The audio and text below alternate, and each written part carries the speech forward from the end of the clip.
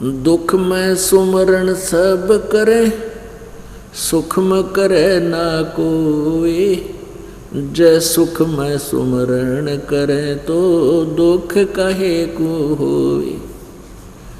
कबीर सुख में सुमरण किया नहीं, फिर दुख में करते याद। कहे कबीरता दास की, फिर कौन सुने फरियाद। अब सुख में तो आंडी पाके अंडे धरती तोले, जब आपत्ति आ जाती है फिर परमात्मा को ढूंढने के लिए दर दर पर डोले। तो परमात्मा हमें ये बताना चाहते हैं कबीर जी के भाई दुख ही हो जाता है प्राणी तो परमात्मा को ढूंढता है। यदि सुख में ही भगवान की भक्ति करता रहे तो दुख नहीं हो। तो पुण्यात्मा हम परमात्मा की साधना इसीलिए करते हैं कि हमारे जीवन में पुण्य और पाप यानी सुख और दुख दोनों ही का मिश्रण करके हमें प्रहद बनाकर दिया जाता है। जिसके पुण्य जन्म जन्मांतर के संचित पुण्य ज़्यादा हैं उनमें से एवरेज रेशो पुण्यों की ज़्यादा होती है, और जिसके पाप ज़्यादा हैं तो उसके एवरेज रेशो में पाप ज़्यादा होते हैं। पाप से दुख होता है, पुण्य से सुख होता है। जब तक इस प्राणी के पुण्य चलते हैं तब तक तो ये सोचता है मुझे किसी चीज़ की जरूरत को नहीं। गुट्टी भी लावे है, सिनेमा भी देखे है, अत्याचार भी कर देता है, ना जाने मर्डर भी कर देता है, मांस खाता है, बकरे मारता है, मुर्गे मार कर। तो परमात्मा यही बताना चाहते हैं कि आपके सब जीवन में दुख भी आते हैं, सुख भी आते हैं। परमात्मा की भक्ति हम इसलिए करते हैं कि हमारे आने वाले दुखों का निवारण हो। पुण्यात्माओं, कोई दुखी प्राणी जिस भी संत महात्मा जी के पास जाता है या जंतर मंतर करने वाले के पास जाता है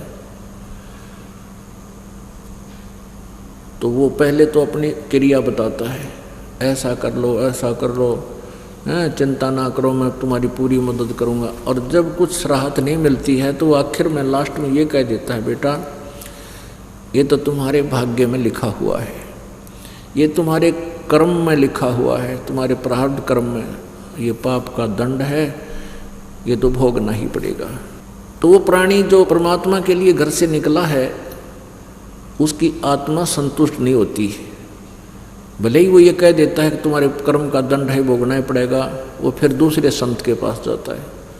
दूसरे के पास भी जाते ही वो भी अपने क्रियाक्रम बताता है, उससे भी लाभ नहीं होता है, फिर तीसरे के पास जाता है, फिर चौथे के पास जाता है, और लास्ट में वो क्या करता है, बस नास्तिक हो जाता है, गुट्टी लाने लग जाता है, या धनी बनने के लिए चोरी करता है, रिश्वत लेता है, 100 प्रकार के पंगे पाकर पाप कमाना शुरू कर देता है।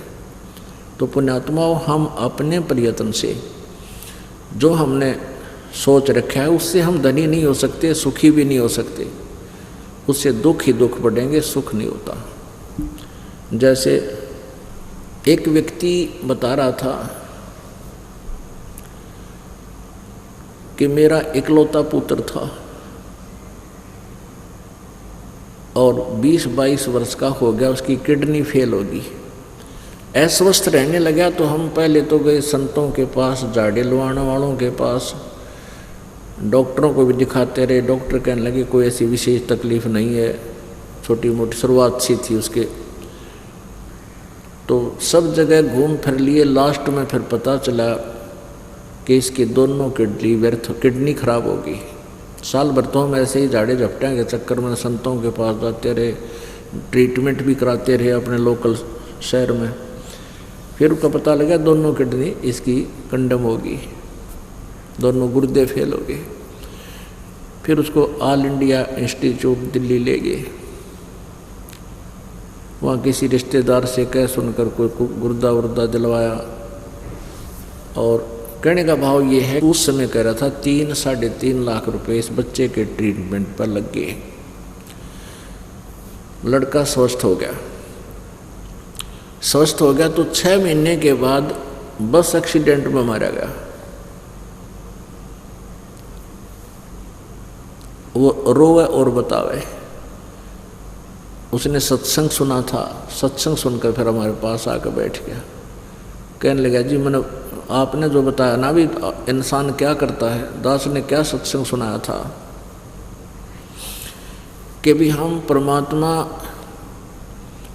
परमात्मा से जो लाभ हमें मिलना होता है वो हम परमात्मा से ना ले करके, क्योंकि परमात्मा से हमें लाभ इसलिए नहीं मिल पाता कि हमें परमात्मा की, परमेश्वर की वे ऑफ वर्शिप,